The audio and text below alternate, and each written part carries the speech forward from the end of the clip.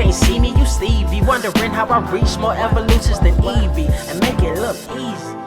What is up, Earth's mightiest subscribers? It's Blerd without fear. Welcome back to the channel. Today's video, we're going to be talking about X-Men number 24 by Gerry Duggan and Joshua Cassara. Okay, so this issue is doing a lot to get us set up for the X-Men Hellfire Gala 2023 one-shot. So let's go ahead and try and dive into as much as we possibly can. One of the first things I want to talk about, and I'm going to be kind of working in reverse order a little bit here, but just know that we're going to get to as much of everything as humanly possible. First and foremost is who will not be on the new X-Men team via the X-Men vote. Now, we already had the X vote just recently for 2023. It closed out months ago, so if you missed it, yeah, that's done. This year's X vote included characters like Cannonball, Dazzler, Frenzy, Jubilee, Juggernaut, and Prodigy, and we don't know yet who of any of these mutants are actually going to make it onto the team this year. And I honestly care less and less each year about the X vote, and I say that because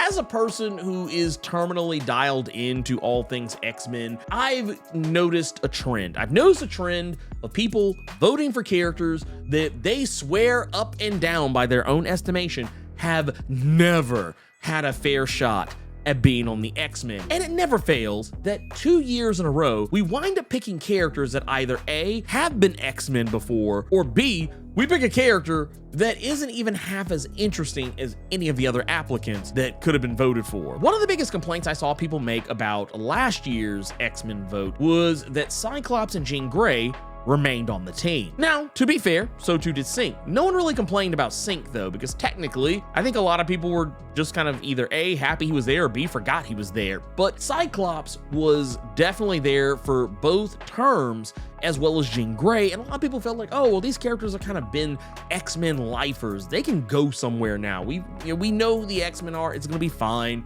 if they're not there. And while, yes, I am a huge fan of Cyclops, I do have a tendency to agree with that assessment. However, let some characters that don't get a lot of sunshine in these comics, let them actually, do their thing. Let them spread their wings and fly, or if they have that ability. It's pretty much stated here that Cyclops might actually be leaving the team in this issue. Now, I say that because Jean is leaving the team, and while we did recently see that Cyclops and Jean had hit a bit of a rough patch over the argument of what to do about the Brood over the last several issues, and that Cyclops had really surprised Jean with how he felt about annihilating the Brood, that he felt they should be wiped off the face of the universe because they are inherently evil. Now, that is problematic for a lot of reasons, and I think, with the passage of time, I see more and more and more of Jean's mindset here, because her argument was basically that, well, that's kind of the way humans look at us. They see mutants as just being wholly destructive and treating mutant kind as if they're a monolith, that, oh, well, if one mutant acts this way, that means all of them do, and,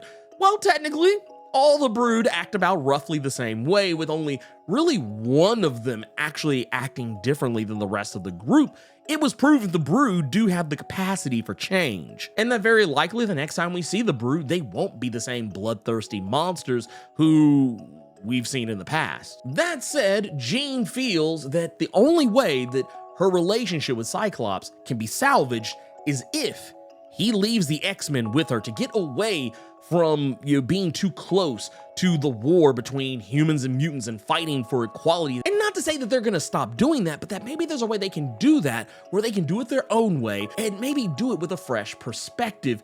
And whether or not Cyclops goes along with this is anyone's guess by this point. It's already pretty safe to say that he and Emma Frost are not getting back together anytime soon because of what we know is coming up with Emma Frost and Tony Stark. But we also know that Jean has kind of been leaning more towards Wolverine these days as well.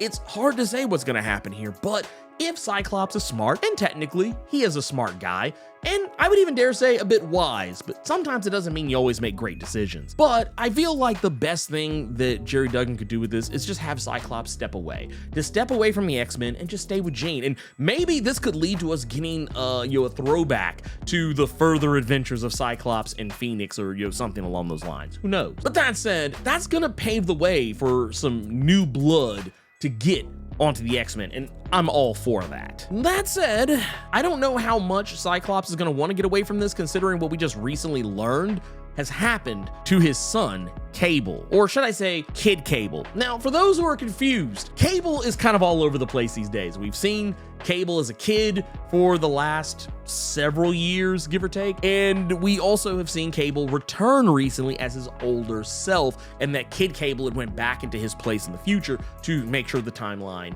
remains stable. Well, he's back now, out of nowhere, and seemingly set his eyes on trying to stop Orchis from pulling off their coup at the Hellfire Gala this year. And the problem with that is that Moira McTaggart was prepared for him, Omega Sentinel, as well as Nimrod, all of which, even Dr. Stasis, prepared for his arrival, letting you know that Moira and Omega Sentinel very likely had some information that Cable didn't think that they had. The thing that's going to be really telling here is that now Orchis has their hands on even more of the techno-organic virus that Cable has had latched onto his arm for quite some time. We know that Orbis Stellaris already had some of the techno-organic virus in his possession, and we know that Orchis has technically had some of it as well, but now they have even more of it. They also have Kid Cable on ice, mind you. And this also just kind of takes us back to all the other things that Orchis has cooked up for Mutantkind. We know that they have the X-Sentinels, that they're already putting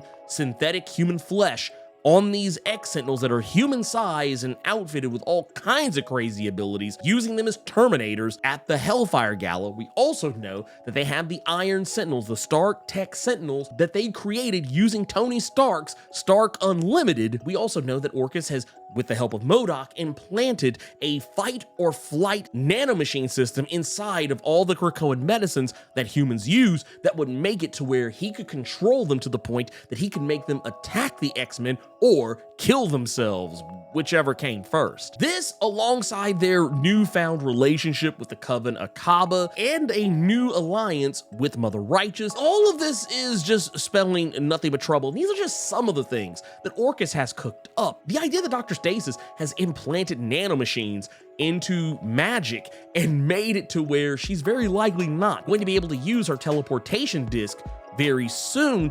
It seems like there's a theme here.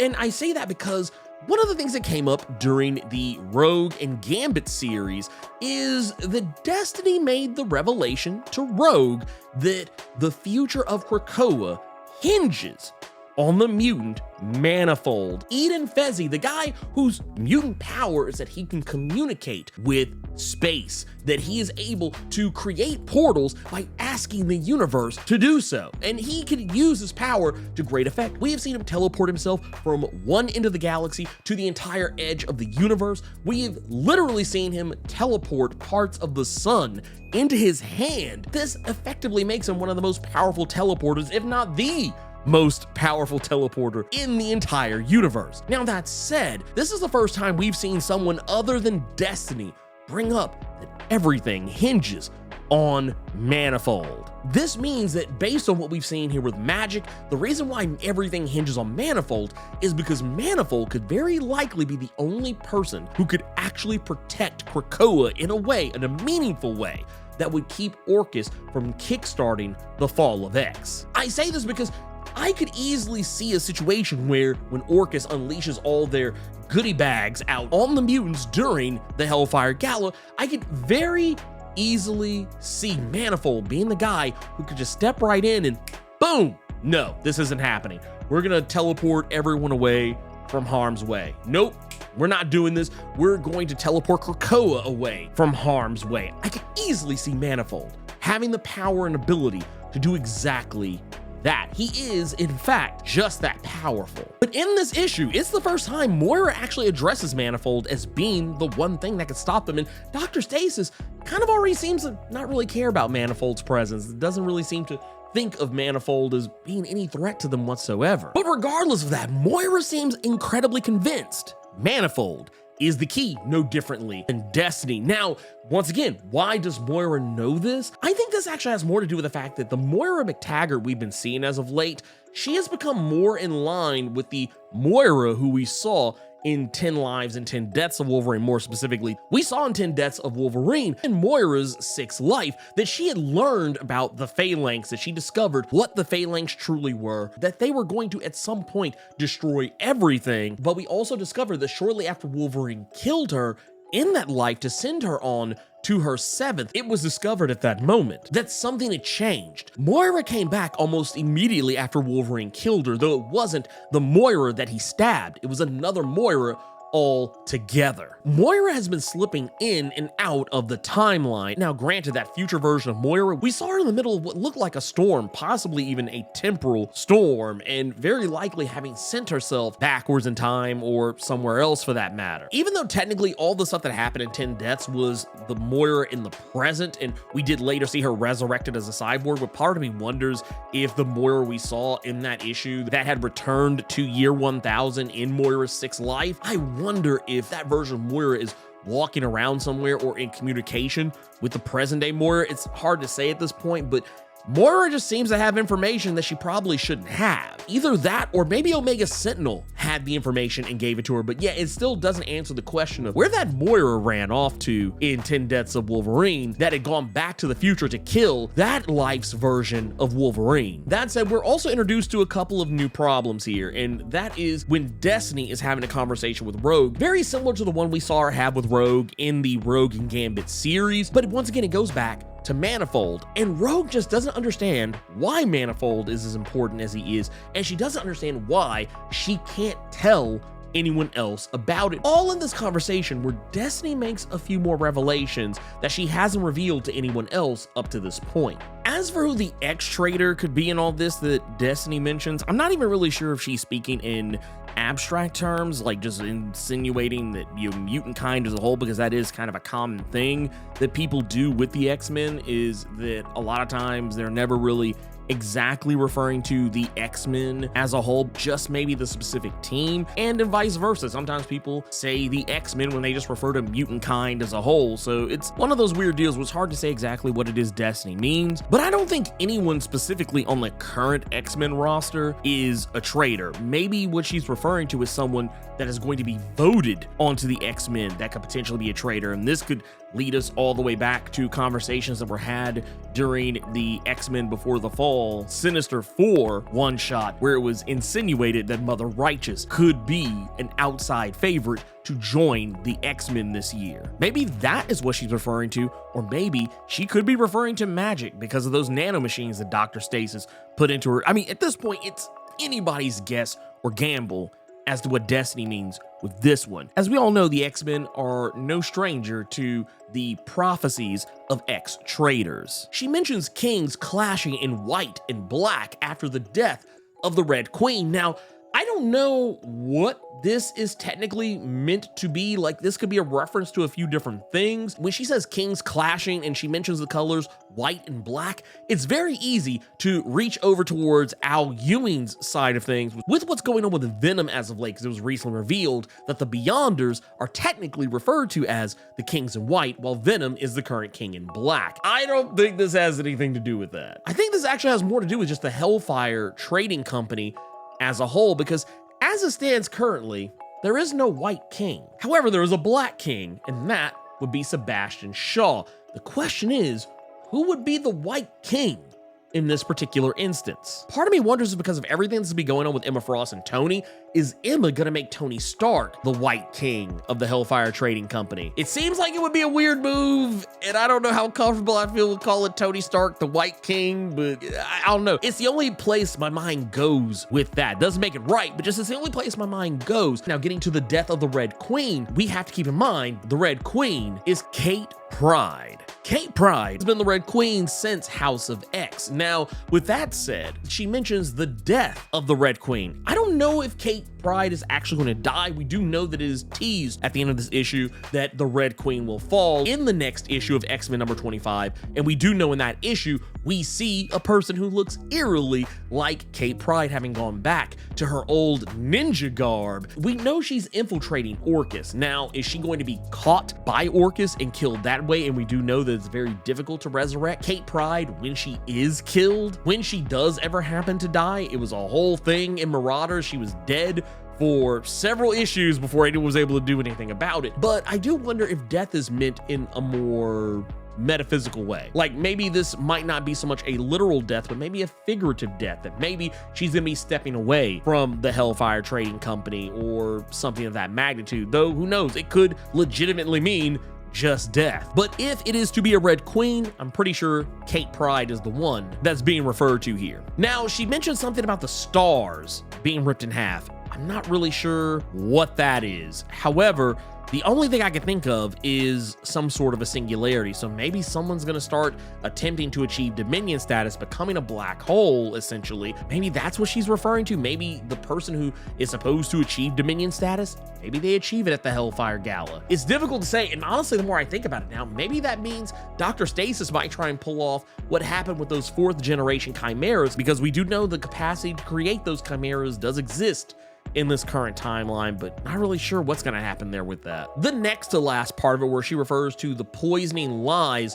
of the false captain, this is very much likely in reference to the fake Captain Krakoa, the one that we saw kill Cyclops in the free comic book day Avengers X-Men that came out this year. That is fairly obvious.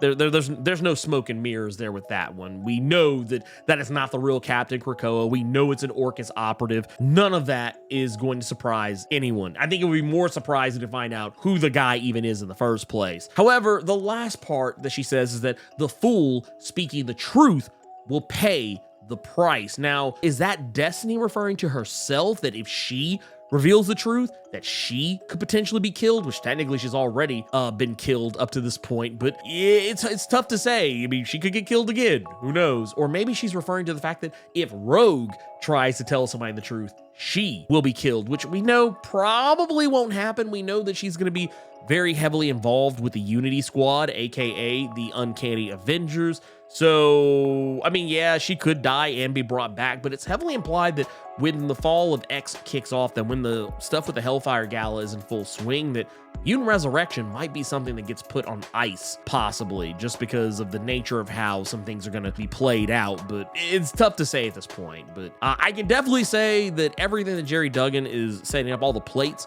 that he is spinning for the Hellfire Gala that's coming up, it's going to be pretty wild. And having seen a couple of pages from the X-Men Hellfire Gala 2023 one-shot, it's going to be out there. There's going to be some crazy stuff going on. There's a lot of very wide-eyed and terrified faces from some of Marvel's most familiar characters, all being in the same room with one another. And if I had to hazard a guess, I'm going to say that the fall of X, everything that Orchis is trying to do, I think they're gonna largely be successful. And even if they're not 100% successful, even if the mutants do pull off some modicum of a moral victory, it's still gonna suck for them. If you enjoyed this video, do the YouTube thing, like, share, comment, subscribe, and make sure to tap that notification bell so you don't miss out on any of the videos that I put out. Also, make sure to keep it locked to this channel, because by the time this video comes out, I will either have just recently streamed or will be getting ready to stream my conversation with Comic Breakdown about the future of the X-Men regarding the fall of X and the upcoming Hellfire Gala 2023 one-shot. It'll be going down at 6:30 p.m. Central Standard Time, so make sure you don't miss it. Thank you so much for taking the time to watch this video, and until next time, let me know what you thought about X-Men number 24. Keep it plus ultra, and sound off in the comments.